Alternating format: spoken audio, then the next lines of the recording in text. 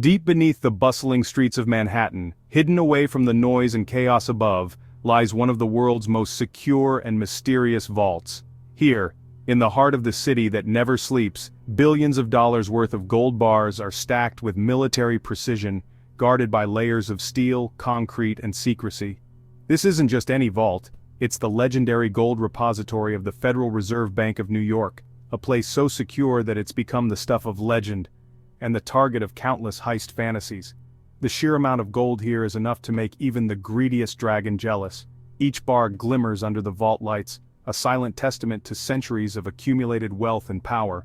Among the nations with their fortunes locked away here, Germany and Italy stand out. Together they have stashed a staggering $245 billion in gold beneath American soil. But lately a wave of anxiety has swept through their central banks and governments. Is their gold truly safe in a world that feels less predictable by the day?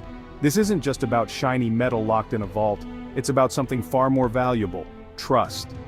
For decades, the act of storing gold in the US was a powerful symbol of alliance, stability, and faith in the American-led financial system. It was a handshake across the Atlantic, a promise that the world's wealth was in good hands. Throughout the 20th century, as wars raged and economies rose and fell, nations sent their gold to New York for safekeeping. The US was seen as the ultimate safe haven, a fortress of financial security in a turbulent world. But times have changed. Now that once unshakable trust is starting to erode. Politicians back home face mounting pressure from citizens and activists demanding the return of their national treasure. The call to bring our gold home is growing louder, fueled by fears of political instability, economic uncertainty, and shifting global alliances. The world itself is changing, and with it, the very definition of what it means for something to be safe. New threats, both digital and physical, have forced central banks to rethink old assumptions about security and trust. Once, Europe looked to America as the steady hand guiding global finance. But recent years have brought unpredictability, trade wars, political turmoil, and financial crises that have shaken that confidence to its core. Central bankers now find themselves questioning whether their gold is better off closer to home. Imagine entrusting your entire life savings to a friend, only to watch them make risky decisions and act recklessly. Wouldn't you start to worry? Wouldn't you want your money back just in case? Germany and Italy's moves to repatriate their gold could be just the beginning. If they pull their reserves, it could trigger a global domino effect, with other nations scrambling to reclaim their own gold from foreign vaults. This isn't just another financial headline, it's a test of the entire international system, a challenge to the trust and cooperation that have underpinned global finance for generations. The big question now isn't if countries will want their gold back, but when, and what happens if they all ask at once. Could the world's financial system handle such a shock, or would it spark a crisis unlike anything we've seen before? The storm clouds are gathering, the world is watching, and the next move could change the fate of global finance forever. Let's take a moment to truly grasp the scale of what we're talking about here. When we mention gold reserves, we're not talking about a handful of shiny coins or a few trinkets locked away in a safe. No, these reserves are made up of literal mountains of gold, stacked brick by brick, deep within the world's most secure vaults.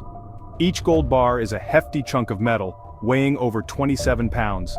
Imagine trying to lift one, let alone thousands.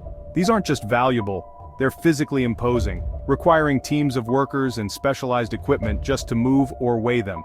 Now, let's look at who's holding these treasures. Germany boasts the world's second largest gold reserve, while Italy comes in at number 4. These countries have spent decades, even centuries, building up their stockpiles, treating gold as the ultimate insurance policy against economic uncertainty. Combined, Germany and Italy's gold reserves are worth a staggering $430 billion. That's more than the GDP of many countries, all locked away in the form of gleaming bricks. But here's the twist. Almost $245 billion of that gold isn't even in Europe.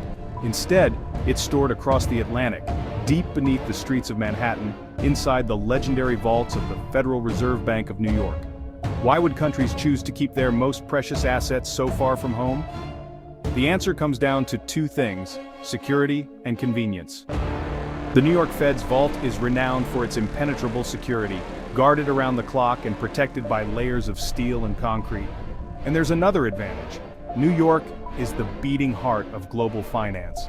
Storing gold here makes it easier for countries to settle international debts, trade, and conduct business with partners from around the world, all without having to physically move the gold each time. For decades, this arrangement was seen as a win-win. European nations enjoyed unparalleled security for their reserves, while the United States solidified its role as the world's financial leader, a trusted guardian of other nations' wealth. In this context, gold became more than just a metal. It was a symbol of trust, partnership, and the intricate web of alliances that underpinned the global financial system. But today, that trust is starting to show cracks. Questions are being raised about whether it's still wise to keep so much gold so far from home, especially as global politics and economics grow more unpredictable. The very foundation of the world's financial system, the bedrock that once seemed unshakable, is beginning to feel uncertain, rocked by new doubts and shifting priorities. What was once considered a settled question is now the subject of heated debate among policymakers, economists, and central bankers. So the big question remains: is the gold truly safer in New York's legendary vaults? Or is it time for countries to bring their treasures back home? The answer could reshape the future of global finance.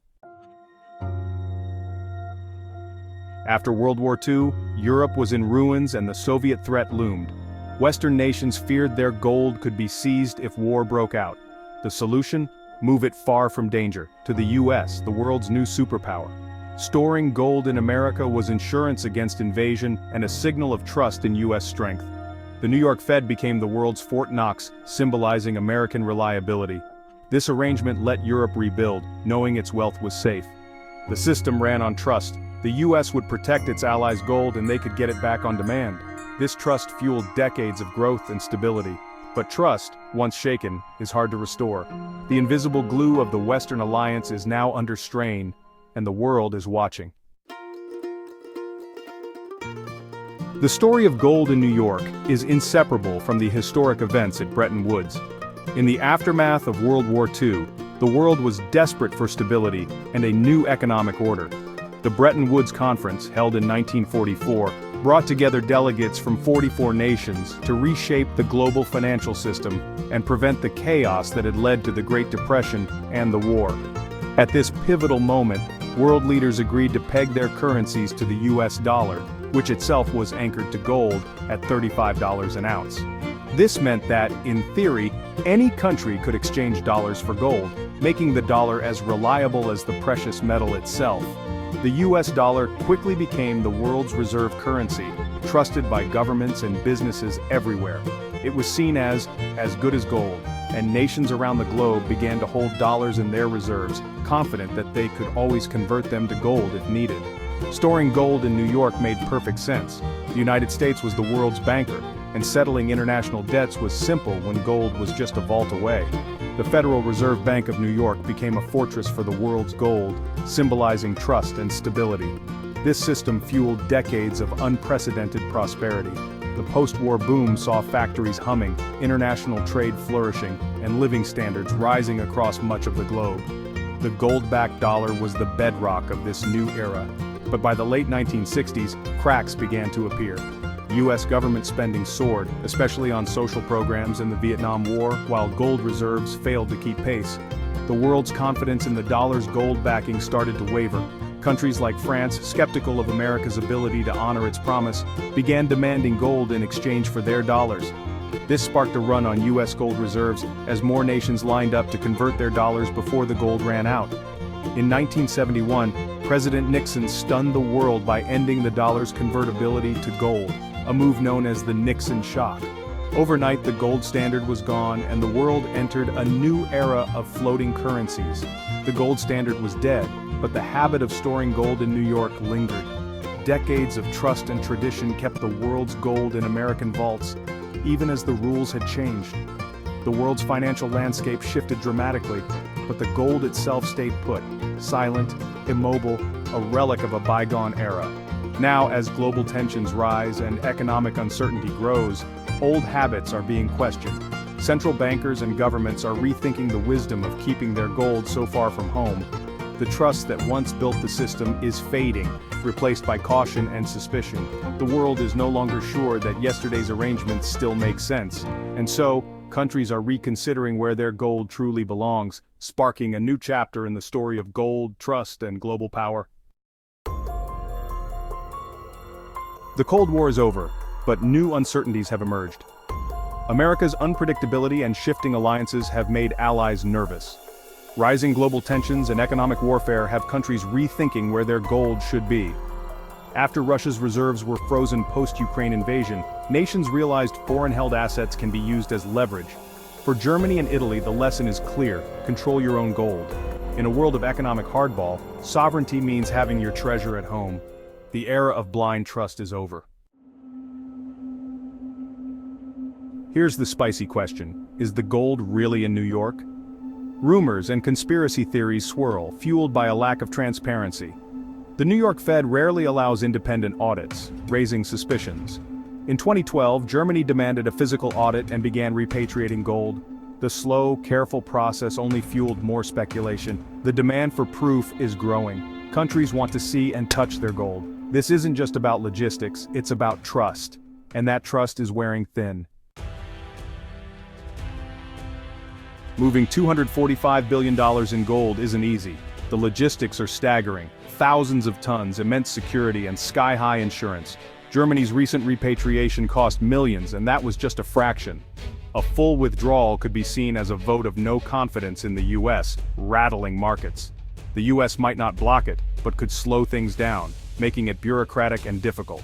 If the gold isn't readily available, or if the US struggles to deliver, gold prices could soar.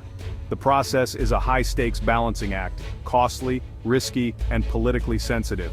It's not just about moving metal, it's about global perceptions. The world would be watching every step.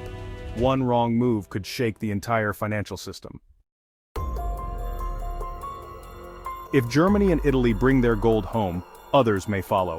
A global repatriation could trigger a modern bank run by central banks.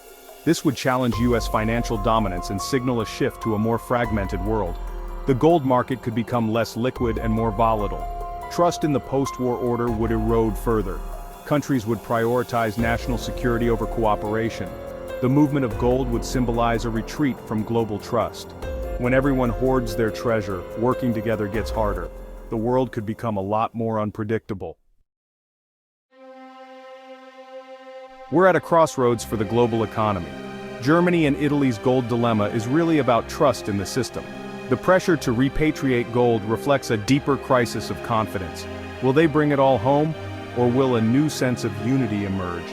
The stakes are high, not just for them, but for the world. Economics is about trust, and gold is the ultimate symbol of it. As countries look for anchors in uncertain times, gold is back in the spotlight. Where a nation stores its gold is where it places its trust. The era of easy confidence is ending. A new, uncertain chapter is beginning. The world is watching and waiting for the next move.